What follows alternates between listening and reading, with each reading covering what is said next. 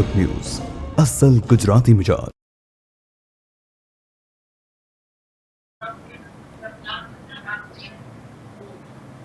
નમસ્કાર, આપ તમામ લોકોની સાથે હું છું લવલી। જૂનાગઢમાં અંબાજી અને ભવનાથનું મંદિરનો જે વિવાદ છે તે હજી શમ્યો નથી અને ત્યાં તો સત્તાધારની જગ્યાના મહંત પર સગાભાઈએ જ ગંભીર આક્ષેપો લગાવ્યા છે। સત્તાધારના મહંત વિજય બાપુના સગાભાઈ નીતિન ચાવડાએ મુખ્યમંત્રી તેમજ ગૃહમંત્રીને પત્ર લખીને રજૂઆત પણ કરી છે। છેલ્લા ઘણા સમયથી અમે લોકો જોઈ રહ્યા છે કે સતત મંદિરોમાં ગાદીને લઈને વિવાદ ચાલી રહ્યું છે। એક બાદ એક અલગ અલગ જગ્યાઓથી આવા દ્રશ્યો સામે આવતા હોય છે। ન બોલાય એવા શબ્દો બોલાય છે અને સાથે જ આક્ષેપ પ્રતિ આક્ષેપનો એ દોર પણ યથાવત જોવા મળ્યો છે અને એટલા જ માટે જરૂરી છે કે તેના પર ચર્ચા થવી પણ જરૂરી છે, કારણ કે એક બાદ એક જે રીતે અલગ અલગ જગ્યાઓથી આવા દ્રશ્યો સામે આવ્યા તેના ઉપર ચર્ચા કરવી ખૂબ જ જરૂરી છે। જ્યારે આપણે વાત કરી રહ્યા હતા વિજય બાપુ અને સાથે જ મહિલા ગીતા અને તેમના વચ્ચે પ્રેમ સંબંધ છે તેવી માહિતી તેમને સામે પ્રસ્તુત કરી હતી। બંને લગ્ન કરી લીધા હોવાના પણ ગંભીર આક્ષેપો કરવામાં આવ્યા, તો બીજી તરફ તેને લઈને અલગ અલગ મુદ્દાઓ પર ચર્ચા પણ થઈ।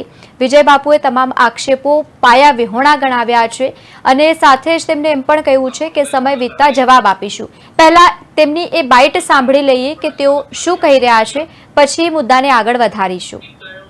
ઇસ્યુમાં તો ઉભો કરવામાં આવેલી એક પેટર્ન છે અને ચોક્કસ માણસો એની પાછળ છે। જે પૂર્વાશ્રમના ભાઈ નીતિનભાઈ નાગજીભાઈ ચાવડા જે એનું મંતવ્ય રજૂ કરે છે, જે આક્ષેપો મૂકે છે, અમારી સંસ્થા 250 વર્ષની છે અને જે પૂર્વાશ્રમના સંબંધો લઈને આજે એ પ્રલોભન થી કે કાંઈ એનું પોતાનું વર્ચસ્વ ઉભું કરવા માટે અથવા તો કોઈના વિચારોમાં આવી અથવા તો એને કાંઈક પીડા હશે કાંઈક પણ પ્રકારની, એ સમય આવતા હજી એનો જવાબ દેશું। અમે મીડિયાથી નજીક છે, આપના શ્રદ્ધા સાથે છીએ, આપના વ્યવહાર સાથે છે, આપની સોશિયલ એક્ટિવિટી સાથે છીએ અને અમે તો સનાતન ધર્મના ખુલ્લા મેદાનમાં સેવા કરીએ છીએ।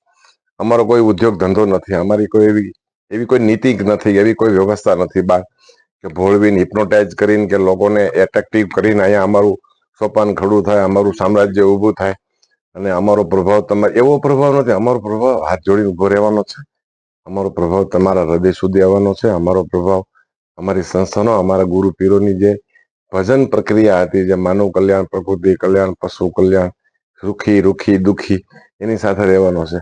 આક્ષેપો કરે છે કે આને મારે છે ને આને મારે છે, દારૂ 3 થેલી દારૂ પીને અહીંયા આવીને લુગડા કાઢીને મા બેન હામી ગાયું બોલતા હોય તો અમે ન કીધું હોય, અમારા માણસોએ કીધું હોય, એમાં સીધા અમને ટાર્ગેટ બનાવે છે। વાત મુદ્દાની એ છે કે આમાં એક સારી તપાસ સમિતિ નિમાય અને તથ્યતા શું છે, સત્યતા શું છે, આપ સત્ય સાથે છો, અમે સત્યની જ્યોતમાં છીએ અને જ્યાં જ્યાં સમયે જ્યાં જ્યાં અનુકૂળતા હશે ત્યાં અમે આપણે સહયોગ આપશું।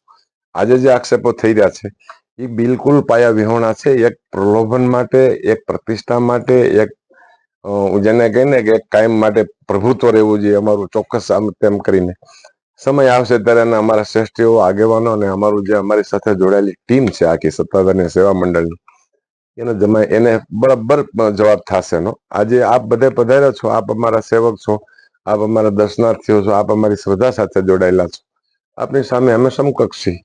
આનો ઉકેલ કઈ આવશે, કઈ પણ એક કમિટી સરકાર દ્વારા, સરકાર થ્રુ અથવા તો આપના માધ્યમથી જે સારો પ્રભાવ આવશે એમાં આપની સાથે અમે વખતો વખત હાજર રહીશું। જય આપા। તો આજ મુદ્દે ચર્ચા કરવા માટે અમારી પેનલ ગેસ્ટ અમારી સાથે જોડાઈ ગઈ છે। આપનો પરિચય કરાવી દઉં છું। નીતિન ચાવડા મોટા ભાઈ છે વિજય ભગતના, પૃથ્વીરાજસિંહ પૂર્વ પ્રમુખ છે થરા નગરપાલિકાના, દુર્ગા પ્રસાદ જ્યોતિષ આચાર્ય છે, તો સાથે જ કરશન બાપુ ભાદરકા પ્રવક્તા છે સંત સંગઠનના। તમામ લોકોનું સ્વાગત છે નેટવર્ક ન્યૂઝમાં। સૌથી પહેલા નીતિનભાઈ આપની તરફ આવીશ, જે આજે બાઇટ આપી છે, નિવેદન આપ્યું છે, તમે જે આરોપો લગાવ્યા છે બધા જ આરોપો તેમને નકારી કાઢ્યા છે, પાયા વિહોણા ગણાવ્યા છે, આવનારા સમયમાં જવાબ આપીશું તેવું પણ કહ્યું છે। શું કહેશો પહેલા તેના વિશે? એ જે આક્ષેપો એને નકાર્યા છે એ તો સ્વાભાવિક છે કે વાદા પ્રતિદાવા બધા મીડિયામાં બધા થતા હોય છે, પણ હાલે આજે તાજેતરમાં જો ગઈ રાત્રે અને સવારે પોલીસ, જુનાગઢ પોલીસે મારા નિવેદન લીધેલ છે, કાયદાકીય પ્રક્રિયા ચાલુ થઈ ગઈ છે, એટલે હવે એના આક્ષેપોનું ખંડન કરતા હોય એ અંગે મારે કોઈ વધારે ચર્ચા કરવાની જરૂર નથી, કારણ કે જો વધારે કાયદાકીય પ્રોસેસમાં પ્રશ્ન ઉભા થાય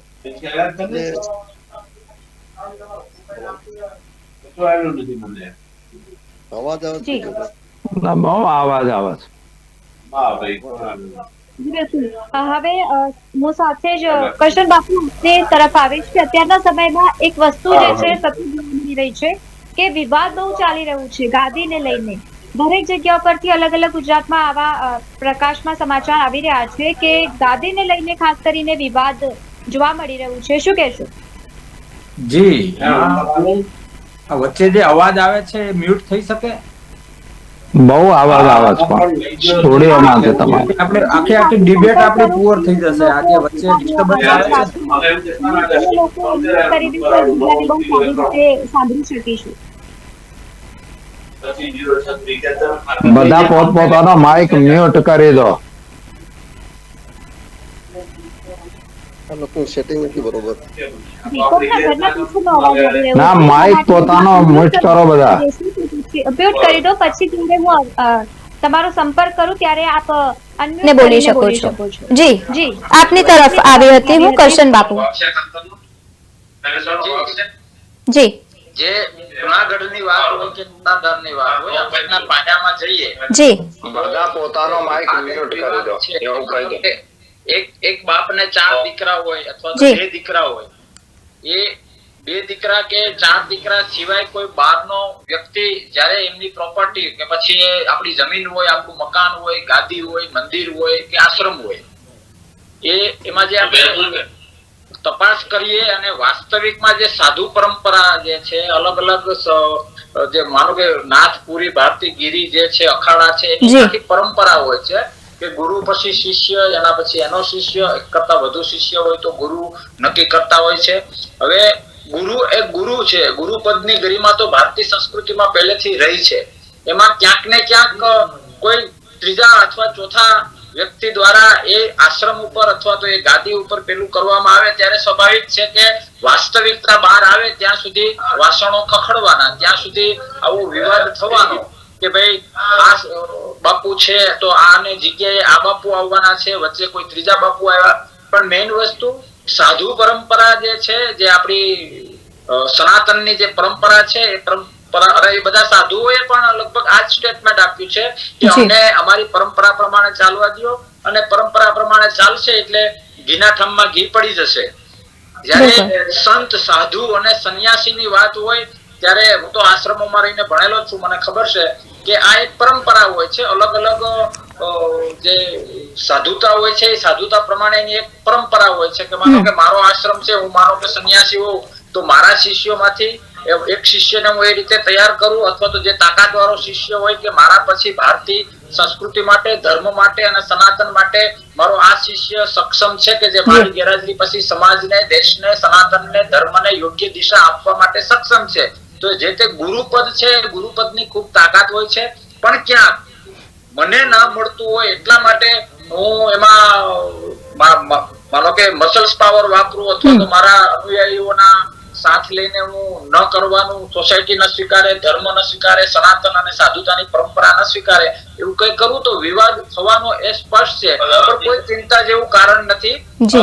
સાધુ સમિતિ મળીને નક્કી કરી લેશે અને એ પણ ક્યાંય બાયસ રાખ્યા વગર જે પરંપરા પ્રમાણે જેનો હકનું જેને છે એને મળશે અને ઘીના ઠામમાં ઘી પડી જશે. બિલકુલ બિલકુલ. રીતિભાઈ, આપણી તરફ પાછું આવીશ અને જે રીતે આપણે ઘણા બધા આરોપો જે રીતે લગાવ્યા છે અને સાથે જ આજે પોલીસ પણ પહોંચી હતી, જે રીતે કાર્યવાહી અત્યારે કરવામાં આવી રહી છે, શું કહેશો આવનારા સમયમાં કયા પ્રકારની પરિસ્થિતિ જોવા મળશે? કારણ કે આપણા તરફથી જે રીતે આજે પણ હું જોતી હતી તમામ અને જે નિવેદનો પણ સામે આવી રહ્યા છે, કારણ કે હવે બહુ ચર્ચિત એ મુદ્દો બની ગયું છે. આપણે જે રીતે તમામ વાતો મીડિયા સમક્ષ પણ મૂકી છે.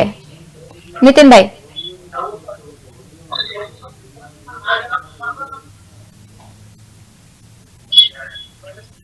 નીતિનભાઈ, આપને અવાજ આવી રહ્યો છે? આપનો માઇક અનમ્યુટ કરશો. જી, અનમ્યુટ કરો. જી જી, તો બોલો. જી, શું કહેશો આપ? કારણ કે અત્યારે જે મીડિયા સમક્ષ આપે પણ નિવેદન આપ્યું તો સામેથી પણ નિવેદન આવ્યું છે, એટલે તમામ જે આપે આરોપ લગાવે એમના જવાબમાં એમને કશું જેવું નથી કીધું, પાયા વિહોણા ગણાવ્યા અને સાથે એવું કીધું છે કે આવનારા સમયમાં જવાબ આપીશું. કોઈ જવાબ નહીં આપી શકે, કોઈ જાતનો જવાબ નહીં આપી શકે નહીં. કાયદેકીય પ્રોસેસ ચાલુ થઈ ગઈ છે. એ પેલા એ જવાબ રજૂ કરી જવાબ સમાજ સરકાર પર માન્ય નહીં રાખે. સરકારના સરકાર દ્વારા અહીંયા વહીવટદારની નિમણૂક થશે એ મને પાકો ભરોસો છે. બાકી એ લોકો બધા દાવા પ્રતિદાવા કરતા હોય એ આપણે લોકો ધ્યાન દોરતા નથી. અમારા આક્ષેપો જે કર્યા છે એમાં હું અડીખમ છું. કોઈ જાતનું મને કોઈ ચિંતા નથી. એટલે ઠીક છે કે તમે તમારી રીતે બધા મને ડિસ્કસમાં બોલાવ્યો છે, પણ હવે એ છે સાધુ પરંપરાના કૃષ્ણદાસ બાપુએ વાત કરી. હિન્દુસ્તાનની અંદર આખા વિશ્વની અંદર 3000 ધર્મો છે અને 300 સંપ્રદાય છે. એ બાપુને ખબર છે કદાચ. ભારતની અંદર 65 લાખ રજીસ્ટર થયેલા સાધુઓ છે. એમાં સાધુ શિસ્ત કેટલામાં છે મને બતાવો ને. આ બધા જુદા જુદા મઠો છે, મંદિરો છે, જગ્યાઓ છે. એમાં આ લોકો કેવી રીતે ભજન કરતા છે, કેવી રીતે ભક્તિ કરતા છે.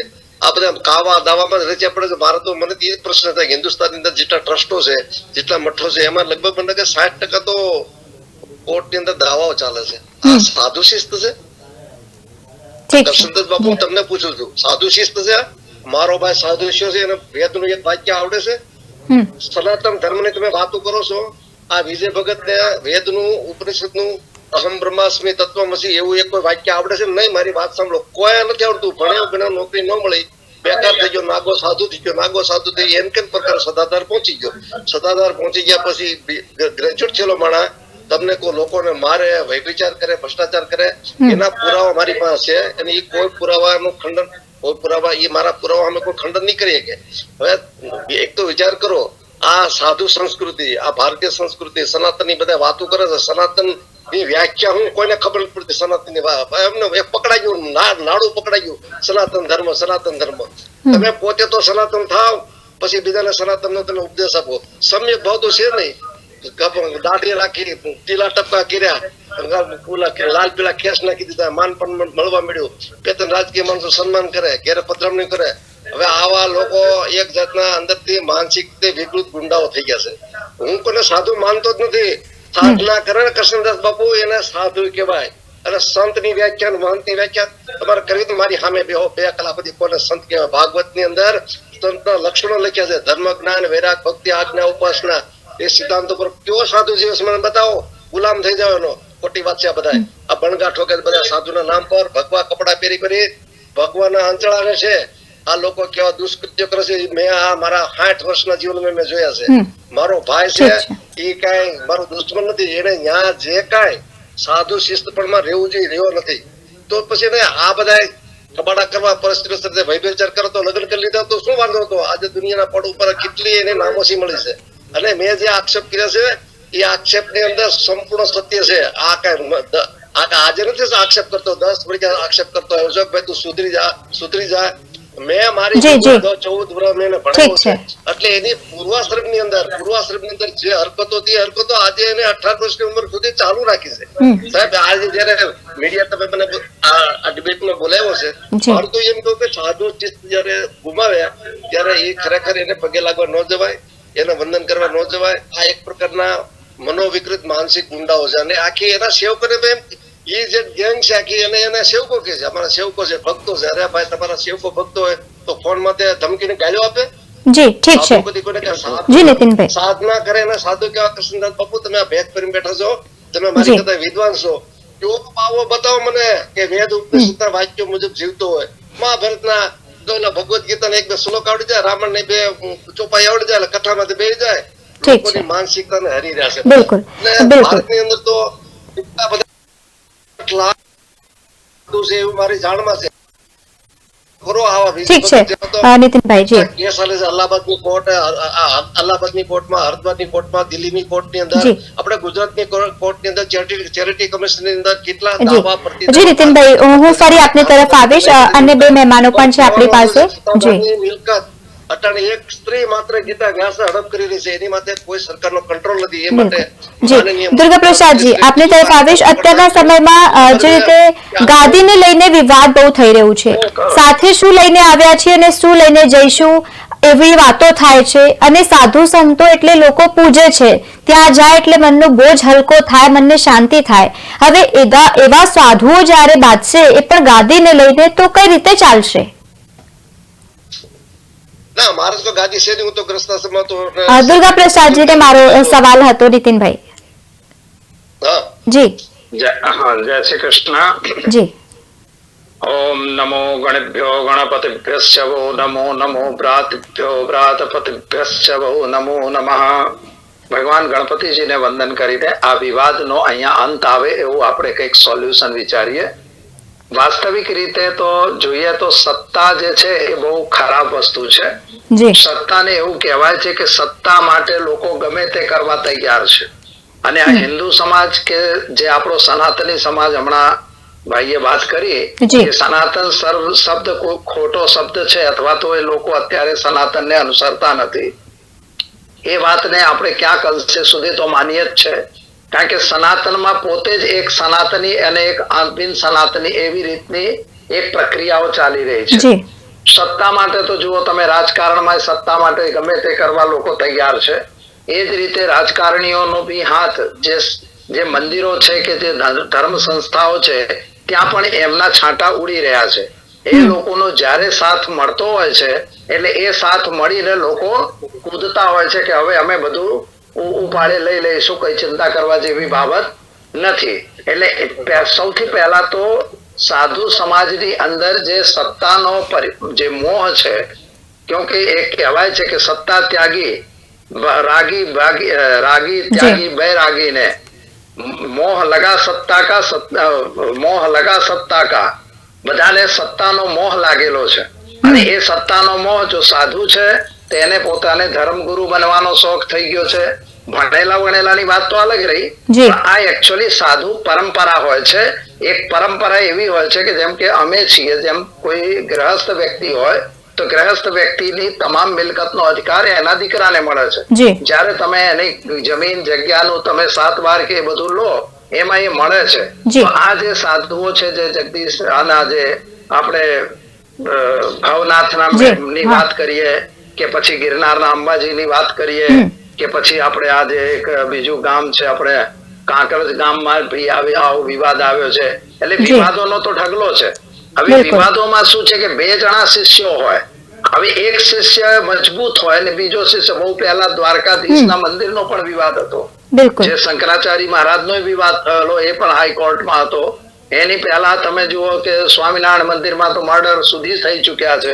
એટલે સત્તા લેવા માટે હવે સત્તાનો મોહ શા માટે છે? કારણ કે એમાં સત્તામાં શું હોય છે કે એક તો પહેલા તો આપણો પાવર આવે છે, સમાજની અંદર આપણું નામ થાય છે, સરકારના કે રાજકારણીઓના બધા નેતાઓ આપણે ત્યાં આવતા હોય છે. એટલે મારો મોહ વધારે રહે, બસ એ જ એક પરંપરા છે. પણ ખરેખર પરંપરા એ હોય છે કે જે એની સંપ્રદાયને અનુસરતો હોય, વિદ્વાન હોય, ભણેલો ગણેલો હોય, એ જે સંપ્રદાય હોય, જેમ હમણાં ભાઈએ વાત કરી કે સંપ્રદાયની ખરેખર જ્યારે કોઈ પ્રશ્ન પૂછવામાં આવે તો લોકોને જવાબ આપતા નથી આવડતું. ખરેખર એ સંપ્રદાયના પ્રશ્નો હોવા જોઈએ. તમારા સનાતન કે હિન્દુ ધર્મના જે બી પ્રશ્નો હોય એનો સોલ્યુશન આવડવું જોઈએ. એ કોઈને આવડતું નહીં, બસ બેસી ગયા છે કારણ કે મને ગાદી મળી છે અને મારા 4 ભક્તો, એટલે 4 જણા એમના અનુયાયીઓ કે જે લોકો ખાતા પીતા એમની જોડે હોય એટલે એમનું જઈને ગાદી ચડાવી દે, ચાદર ઓઢાડી એટલે કે તમે માલિક. હવે આ માલિકની સત્તા ખરેખર ખોટી છે, વાહિયાત છે. એના માટે એકચ્યુઅલી માં સાધુ સમાજ જે પંથ હોય, અહીંયા શું આપણા સમાજની અંદર પંથોનો ઢગલો છે, એ ઢગલા પંથમાંથી જે પંથના અધિકારીઓ હોય મોટા, જેમ કે રામાનુજ સંપ્રદાય છે તો એના સંપ્રદાય અધિકારીઓ હોય, જે નિંબાર્ક ના હોય તે નિંબાર્ક ના હોય, રામાનંદ ના હોય તો એ લોકો હોય, અહીંયા ગિરી બાપુ ના છે તો એ લોકો હોય. એ લોકો એકઠા થઈ સંન્યાસી હોય તો સંન્યાસી હોય, એમના પોતાના મોટામાં મોટા જે સંત હોય એ બધા ભેગા થઈને આ પ્રોબ્લેમ નું સોલ્યુશન લાવવું જોઈએ. આવી રીતે ખોટી રીતે કોઈ વાદ વિવાદ કરી કોર્ટમાં જવું, મારામારી કરવી કે ઝઘડા કરવા, એ કોઈ વ્યાજબી હોતું નથી. બિલકુલ પૃથ્વીરાજજી, આપની તરફ આવીશ. કોઈ પણ પહેલા લોકો સાથે રહે છે, પછી કોઈ પણ વાતને લઈને ઝઘડો થતો હોય છે ને વિવાદ વકરતો જાય, પછી એકબીજા ઉપર આક્ષેપ પ્રતિ આક્ષેપ થાય, ગાદીને લઈને વિવાદ થતો હોય છે ને પછી વહીવટ કોઈ અન્ય વ્યક્તિને આપવી ત્યાં સુધીની વાત થઈ જાય છે. શું કહેશો કે અત્યારની જે પરિસ્થિતિ થઈ રહી છે, ખાસ કરીને જે વિવાદ અત્યારે જોવા મળી રહ્યું છે મઠને લઈને અત્યારના સમયમાં, આપની શું પ્રતિક્રિયા? પૃથ્વીરાજભાઈ જી, હું આપની તરફ પણ આવીશ. કરશનભાઈ જી આપને અવાજ આવી રહ્યો છે પૃથ્વીભાઈ?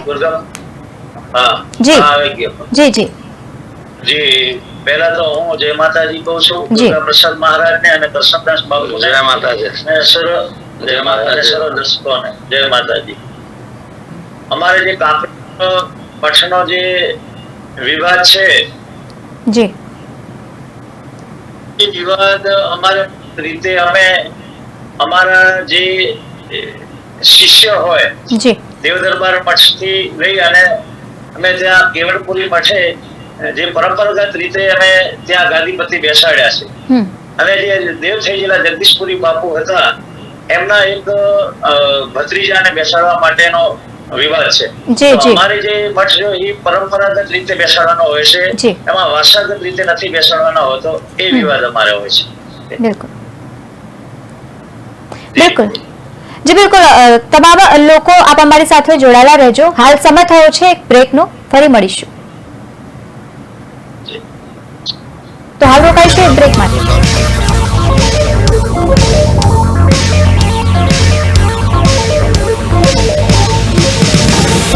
પાટનગર નેટવર્ક ન્યૂઝ, અસલ ગુજરાતી મિજાજ.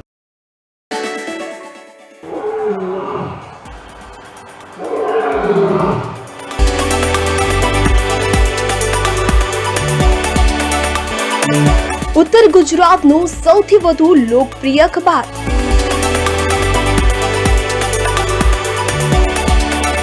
₹3.5 લાખથી વધુ વાંચકોનો અતૂટ વિશ્વાસ.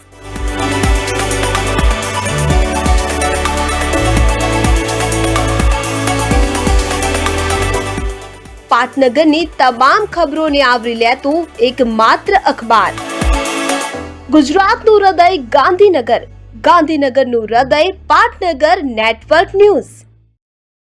તમે સામાન્ય જ્ઞાનના પુસ્તકોમાં વાંચ્યું હશે કે ભારતની મોટા ભાગની નદીઓ એક દિશામાં વહે છે અને તે દિશા પશ્ચિમથી પૂર્વ તરફની હોય છે. તમામ નદીઓનો પ્રવાહ પશ્ચિમથી પૂર્વ દિશામાં છે. પરંતુ શું તમે જાણો છો કે આપણા દેશમાં એક એવી નદી પણ છે કે જે પશ્ચિમથી પૂર્વ તરફ વહેવાને બદલે પૂર્વથી પશ્ચિમ તરફ વહે છે? નથી ખબર તો આજે અમે તમને જણાવી દઈએ કે એવી કઈ નદી છે કે જેનો પ્રવાહ ઉલટી દિશામાં વહે છે.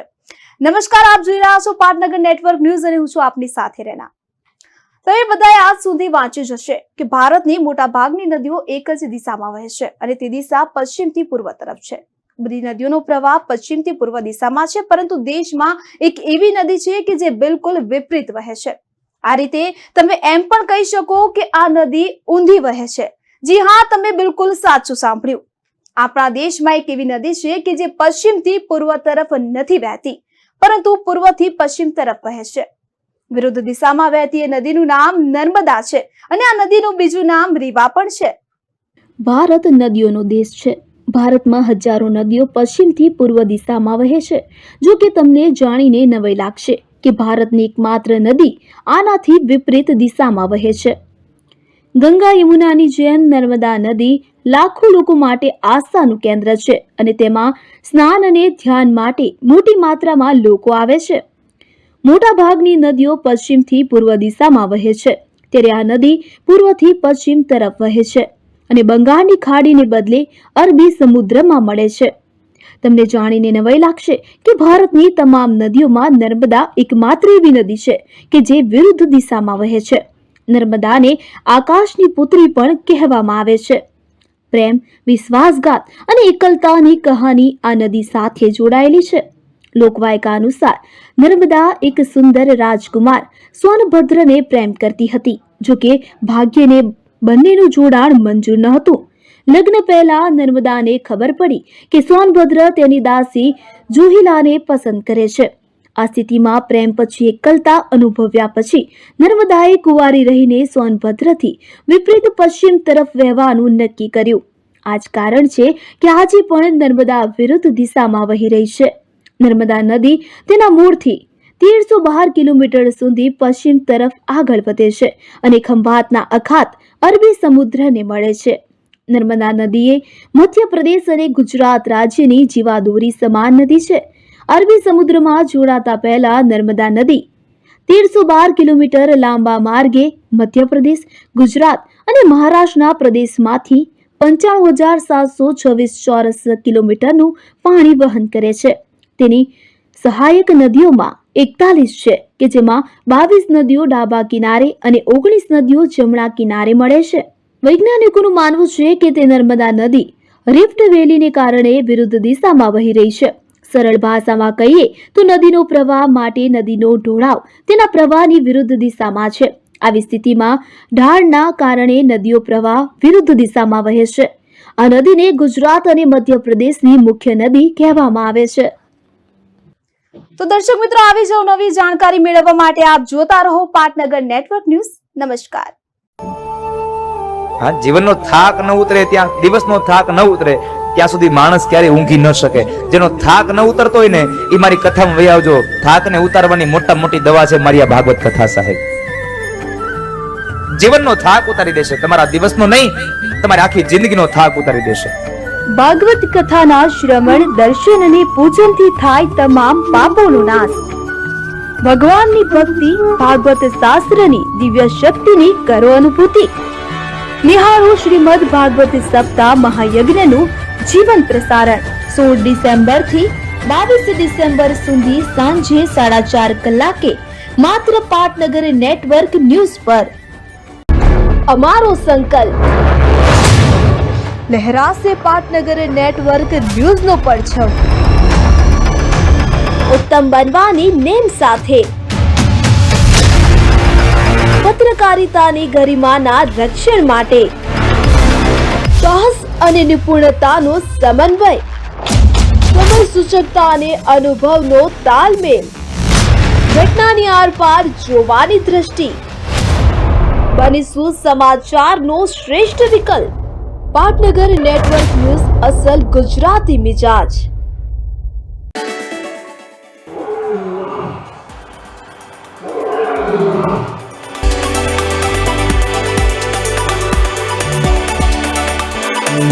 ઉત્તર ગુજરાતનું સૌથી વધુ લોકપ્રિય અખબાર.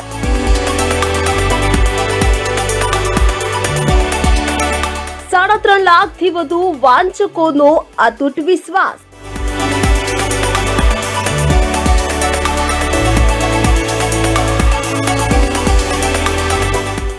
પાટનગરની તમામ ખબરોને આવરી લેતું એકમાત્ર અખબાર. ગુજરાતનું હૃદય ગાંધીનગર, ગાંધીનગરનું હૃદય પાટનગર નેટવર્ક ન્યૂઝ.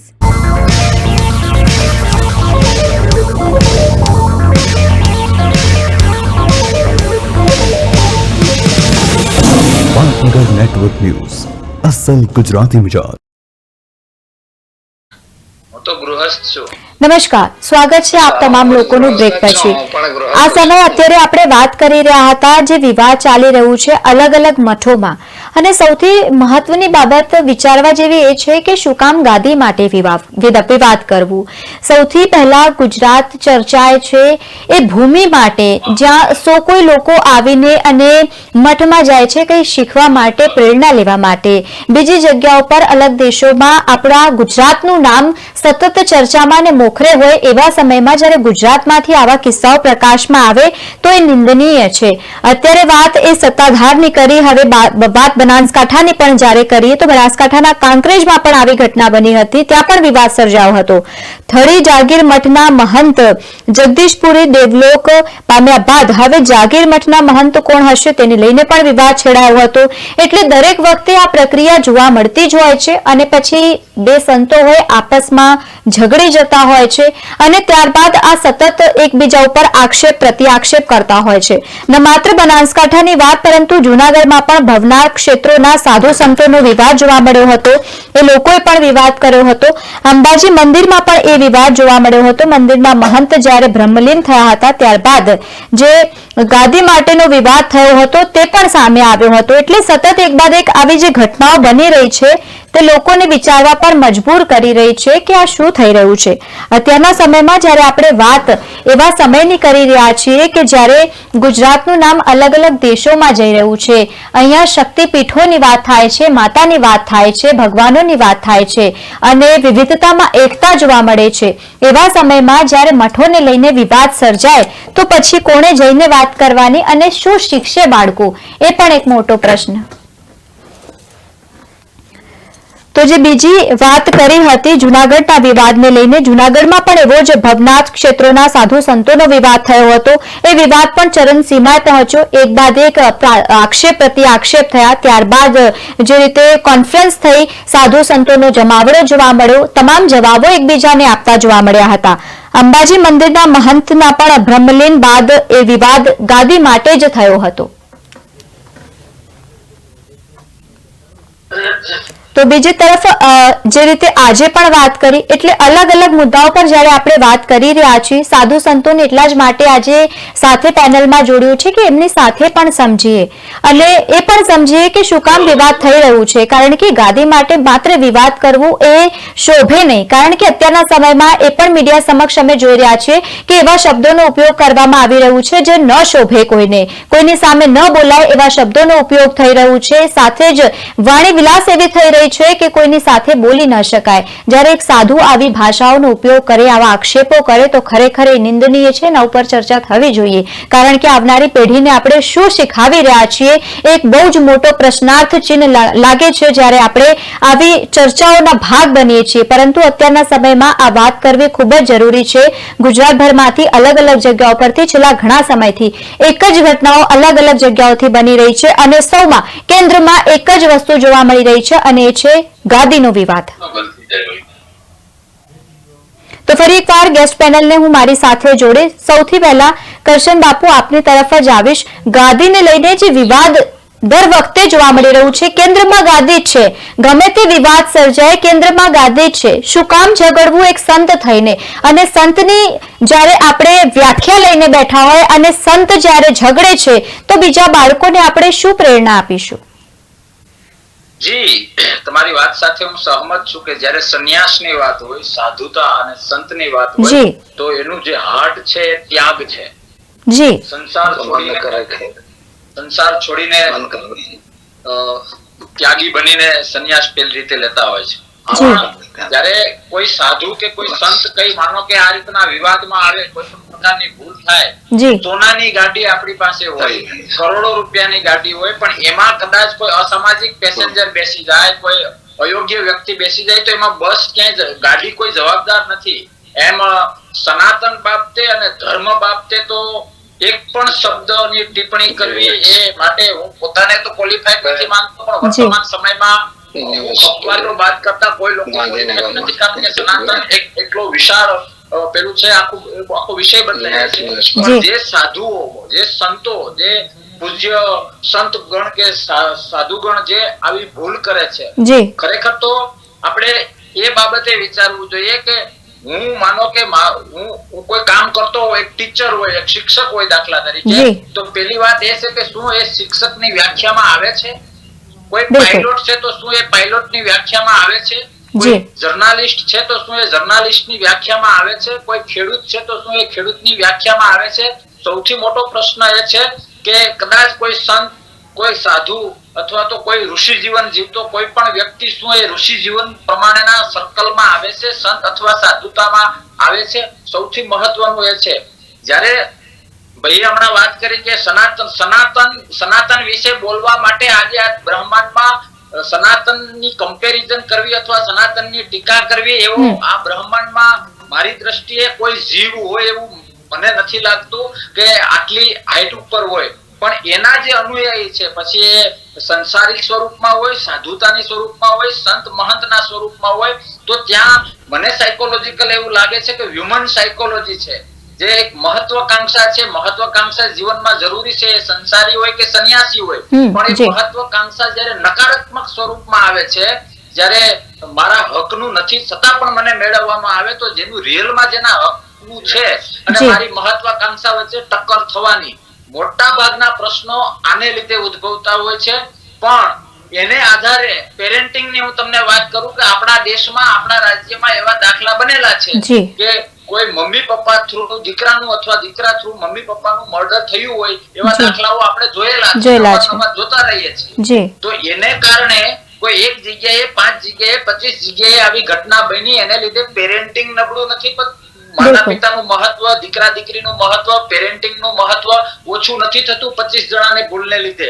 એમ કદાચ આવા વિવાદો થાય છે માનો કે પોતાના પાવર માટે, ગાદી માટે એ અપવાદો હોય છે અને હોઈ શકે, ભવિષ્યમાં પણ હશે અને ભૂતકાળમાં પણ હતા. એને લીધે સનાતન બાબતે કઈ બોલવું એ મને તો વ્યક્તિગત યોગ્ય નથી લાગતું. તમામ સાધુ સમાજ વિશે કઈ બોલવું, તમામ સંતગણ વિશે કઈ બોલવું એ બિલકુલ મને વ્યક્તિગત એક સનાતન પ્રેમી હોવાને નાતે અને મેં જે મારા જીવનમાં થોડું ઘણું વાંચ્યું છે એના આધારે હું કહી શકું કે એક કેરી ખરાબ હોય એનો મતલબ એ નથી કે આખો બગીચો ખરાબ હોય. સનાતન મહાન, સનાતન હૃદય, સનાતન જીવ, સનાતન જિંદગી, સનાતન બ્રહ્માંડ હજારો વર્ષ પહેલા પણ હતું અને લાખો વર્ષ પછી પણ રહેશે. જી બિલકુલ. આવા જે નાના મોટા વિવાદો છે એમાં જે ધર્મ ખુદ શીખવાડે છે જે સત્ય છે, પછી એ કોર્ટના માધ્યમથી સત્ય સાબિત થાય, સમિતિના માધ્યમથી સત્ય સાબિત થાય.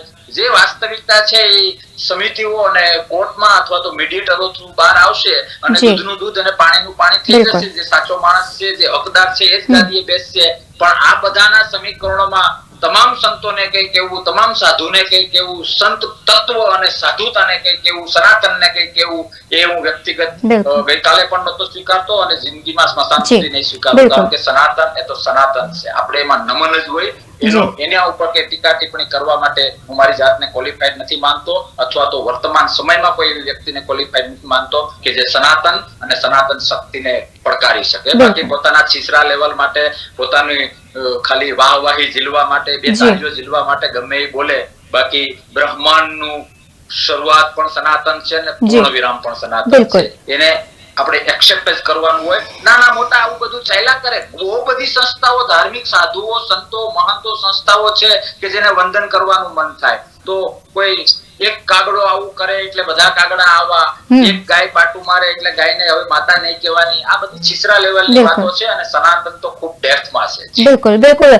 શાસ્ત્રીજી દુર્ગા પ્રસાદજી શું કહેશો આપ? કારણ કે જે રીતે કરશન બાપુએ પણ એવું જ કીધું કે એક સંત છે એટલે ત્યાગવું એ મહત્વનું છે અને એવા સમયમાં ઝઘડવું એ તો કોઈક સારું ઉદાહરણ આપણે નથી આપી રહ્યા. ના ના, સારી વાત છે.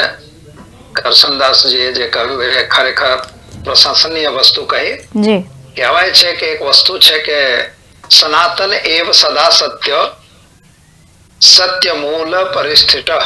સનાતન જે છે એ સદા સત્ય હોય છે અને સત્ય મૂળ, એના મૂળમાં સત્ય હોય છે, એના સિવાય કાંઈ હોતું નથી.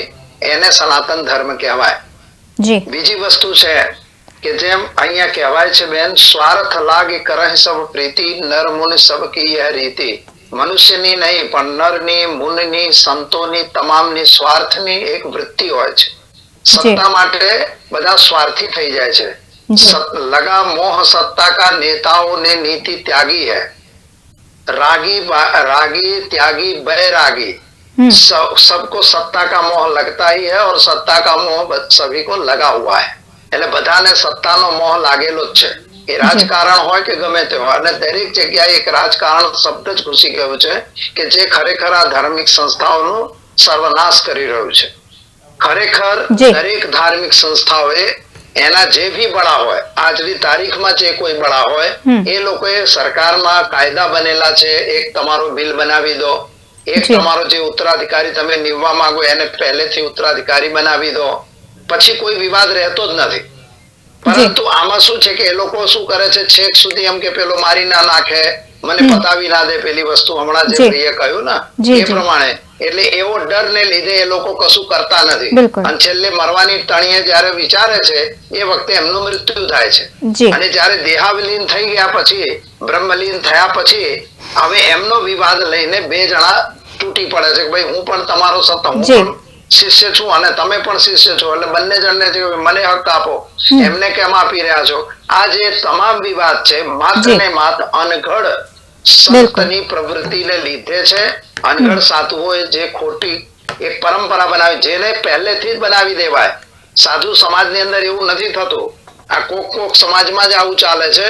બાકી સાધુ સમાજમાં પહેલાથી ઉત્તરાધિકારી નિયુક્ત થાય, એનું એક બિલ બનાવી દો, તમારી જે વસ્તુ હોય એ બતાવી દો કે આટલી મારી વસ્તુનો આ વહીવટ આ રીતે કરવાનું છે.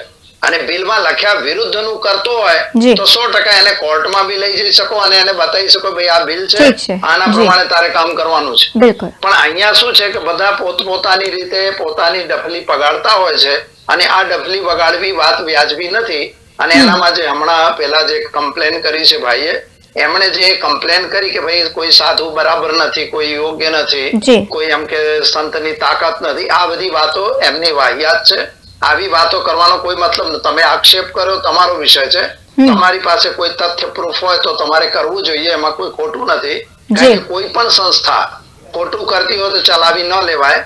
સરકાર છે, સરકાર ખોટું કરતી હોય તો ન ચાલે, એનો વિરોધ કરવો જોઈએ, એમાં કઈ ખોટું એમણે બિલકુલ ખોટું કર્યું નથી. પરંતુ અહીંયા જે મેન વિવાદ ચાલી રહ્યો છે કે આપણા ગુજરાતના જ મંદિરોમાં આવું કેમ, તો એવું વાત ખોટી છે. એવી વાત ખોટી છે કારણ કે તમામ મંદિરોમાં ચાલે છે. બિલકુલ અમારી પાસે અયોધ્યાની બી વાત છે, અયોધ્યામાં બીજા મંદિર, આપણે રામ મંદિરની વાત નથી, મથુરાની અંદર મથુરા મંદિરની વાત નથી, વૃંદાવનમાં 3 મંદિરોમાં વિવાદ ચાલે છે. એટલે એવું નથી, વિવાદ તો તમામ જગ્યાએ છે. અને એ વિવાદનું મૂળ કારણ મેં જે તમને કહ્યું એ જ છે. અને જો આપણા સંતોમાં અને આપણા જે મહંતો હોય, જે બી શ્રી મહંતો હોય, એ લોકો એક વાસ્તવિક રૂપે એક બધું હૃદય ખોલીને જે કઈ બી વાત હોય સ્પષ્ટ કરવી જોઈએ. અને એ બિલની જે પ્રથા છે એ પ્રમાણે બનાવી એમને આપી દેવું જોઈએ. એમાં કઈ ખોટું થતું નથી. સરકારના બી કાયદાઓનું પાલન થાય છે, તમારો જે વિવાદ છે એ હટી જાય છે, અને બધું જે કાર્યવાહી છે એ રીતે થાય છે. પણ અહીંયા તો શું છે કે બધા પોતાની સત્તા જવી ના જોઈએ. કદાચ છેલ્લે પેલો જેમ હમણાં કહ્યું ને કે ભાઈ પિતા પુત્રના ખૂન કરતા હોય છે, પુત્રે પિતાનું પણ ખૂન કરેલું છે. આવા ઉદાહરણો તો સાધુ સંતોમાં તો ઢગલાબંધ છે. એ વાત ખોટી નથી. કારણ કે જયારે કોઈ દુષ્ટ વ્યક્તિ એમની પાસે આવી ગયો હોય તે છેલ્લે આ ધંધો કરતો હોય છે કે ભાઈ એમને નિવૃત્ત કરી દો. એટલે એ જે નિવૃત્ત વાળી પ્રથા છે એટલા માટે એ લોકો બીતા હોય છે કે હું લખીશ નહીં. પણ એ વાત ખોટી છે. લખીને રાખવું જોઈએ, એને કોન્ફિડન્સ રાખો. તમારા બ્રહ્મલીન થયા પછી એ વસ્તુ બહાર કરો, એવું પણ હોવું જોઈએ. બિલકુલ પૃથ્વીરાજભાઈ, આપની તરફ પણ આવેશ કે ગાદી માટે દમ પછાડા કરવું એના કરતા સાથે બેસીને વાત કરવું એ સારું યોગ્ય કહેવાય. કારણ કે પછી જે રીતે આવા દ્રશ્યો સામે આવે કે એકબીજા ઉપર આક્ષેપ પ્રતિ આક્ષેપ કરી રહ્યા છે એ ન સારું લાગે. શું કહેશો? જે કરશનદાસ બાપુએ સનાતન વિશે કીધું બહુ સરસ કીધું. બિલકુલ બધા સંતો એક જેવા નથી હોતા. જેમ એક સંત ખરાબ હોય તો બધા સંતો ઉપર આક્ષેપ ના કરવો જોઈએ. સંતો જે છે એ પૂજનીય છે. એટલે જે આપણે અમારી ગાદી વિશે જે કીધું એ અમારી જે કેવડપુરી મઠની જે ગાદી છે એની અંદર અમારે જે દેવ દરબાર મઠ છે, જાગીર મઠ કહેવામાં આવે છે. અને જાગીર મઠ દ્વારા જે પણ શિષ્ય હોય એ શિષ્યને અમે ત્યાં ગાદીપતિ બનાવીએ છીએ. અને અત્યારે જે અમારો વિવાદ છે એ જે ઘરબારી બાપજીઓ કહેવાય, ગોસ્વામી દશનામી, એ લોકોનું કેવું એવું છે કે આ હક અમારો છે. પણ હકીકતની અંદર જે પરંપરાગત રીતે જે જગદીશપુરી બાપુ દેવ થઈ ગયા એ પછી આજુબાજુના ગામ અને અમારું જે થરા અને કાંકરેજ તાલુકાના જે દરબારો દ્વારા ત્યાં હર હંમેશ સ્થાપિત કરવામાં આવે છે મહંત, અને એ જ રીતે મહંત ત્યાં સ્થાપિત કર્યા છે. બિલકુલ આપ તમામ લોકો અમારી સાથે જોડાયા અને આ મુદ્દે ચર્ચા કરી તે બદલ આપ તમામ લોકોનો ખૂબ ખૂબ આભાર. તો તમે પણ દર્શક મિત્રો, જે રીતે અત્યારના સમયમાં ગાદીને લઈને વિવાદ ચાલી રહ્યું છે, ખરેખર તો એ ન હોવું જોઈએ. ગાદી માટે દમપછાડા કરતા તમામ સંતોને વિચારવાની જરૂર છે, એક સાથે બેસવાની અને ચર્ચા કરવાની જરૂર છે. હાલ સો કોઈ લોકોની તેના પર નજર રહેવાની છે. અત્યારે બસ હાલ આટલું જ. કાલે ફરી મળીશું એક નવા મુદ્દાની સાથે. ત્યાં સુધી આપ જોતા રહો નેટવર્ક ન્યૂઝ. નમસ્કાર.